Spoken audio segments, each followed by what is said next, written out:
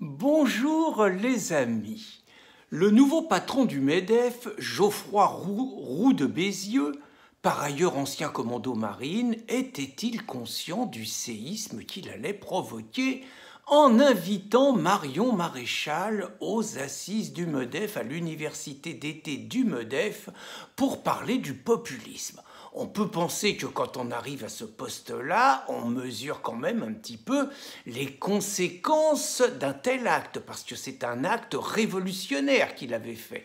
En invitant Marion Maréchal, il sortait quelque part le Rassemblement national et toute sa périphérie à laquelle appartient Marion de la diabolisation et de l'isolement dans lequel le système, sous l'impulsion de François Mitterrand il y a bientôt 40 ans, l'a enfermé.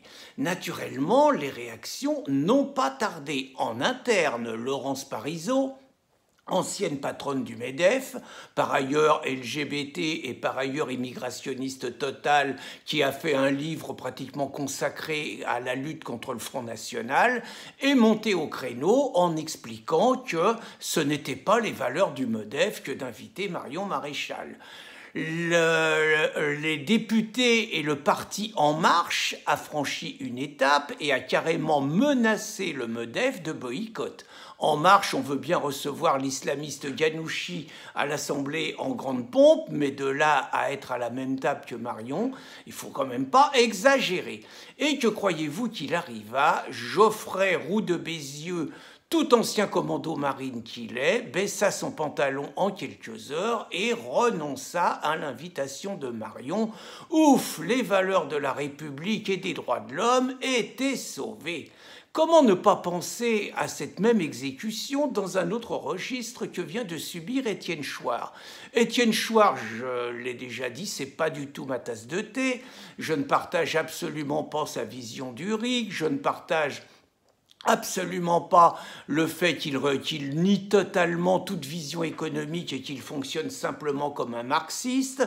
Je ne partage absolument pas sa vision du conflit israélo-palestinien, par exemple, mais ce n'est pas l'essentiel. Étienne Chouard avait un avantage, c'était qu'il permettait, quelque part, par son discours, de rapprocher les populistes de gauche et les populistes de droite. Il refusait cette diabolisation que subit Marion, le Rassemblement national, mais aussi toute la mouvance identitaire, et il prenait ouvertement à l'intérieur des Gilets jaunes un rassemblement des populistes pour lutter contre le système macroniste qu'il considérait comme un danger très très grave. Eh bien, aussi grave, finalement, il faisait très souvent des références à la résistance aux années 40-45. Étienne Chouard a été exécuté dans une émission programmée par Le Média, parce que c'est un mec qui est absolument pas préparé aux joutes politiciennes et tout. Il est tombé dans un tractard grossier. On lui a demandé s'il contestait les chambres à gaz. Et là, avec beaucoup de candeur, osait dire qu'il n'avait jamais rien lu là-dessus, donc qu'il n'en savait rien. Immédiatement massacré à mort. Il avait une émission sur Sud Radio virée. Enfin bon, exécuté. Et c'est exactement autour de Marion et de la diabolisation du FN.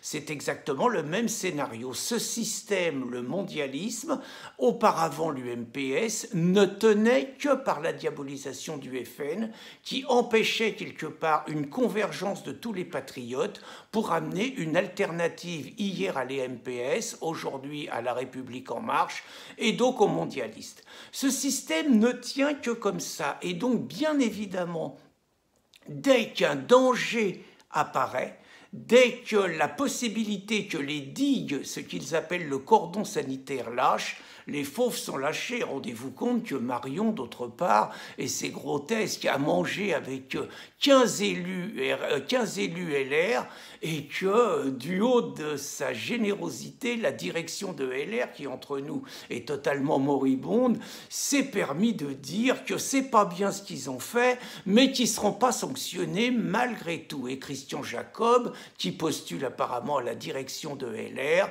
a lui dit que les valeurs des Le Pen étaient aux antipodes des valeurs de LR, alors que juste 80% des électeurs de LR sont d'accord avec ce que dit le Front National, et pour aller dans un autre registre, 80% des électeurs de Mélenchon sont également d'accord avec ce que dit le Rassemblement national.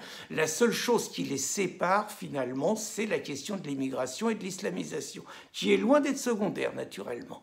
Donc, naturellement, quand vous entendez des gens qui diabolisent le Rassemblement national, qui a beau multiplier les actes de dédiabolisation, il sera toujours autant diabolisé parce que justement les enjeux sont trop importants. La France demeure le dernier rempart solide des mondialistes après la victoire de Trump aux États-Unis, après la victoire de Matteo Salvini et l'alliance entre la Lega et le mouvement 5 étoiles qui est le cauchemar des mondialistes français.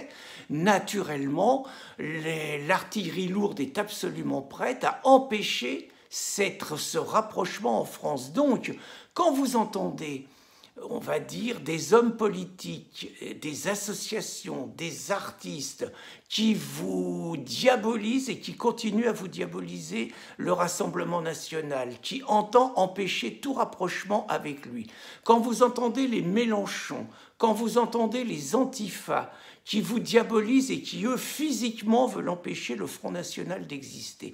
Dites-vous bien que vous avez affaire à des collabos, à des agents du mondialisme, à des complices de Soros, qui ne sont là et qui ne sont payés de manière très importante, qui sont payés pour empêcher une chose, c'est que la France, comme l'Italie, se donne les moyens d'une politique souverainiste, d'une politique identitaire, de retrouver ses frontières et de retrouver finalement l'indépendance des peuples, la souveraineté des peuples pour balayer les mondialistes. Donc quand vous entendez ces gens-là, dites-vous bien que vous avez affaire à des traîtres immigrationnistes qui sont payés pour mettre à mort notre pays, la France. Bonne journée les amis.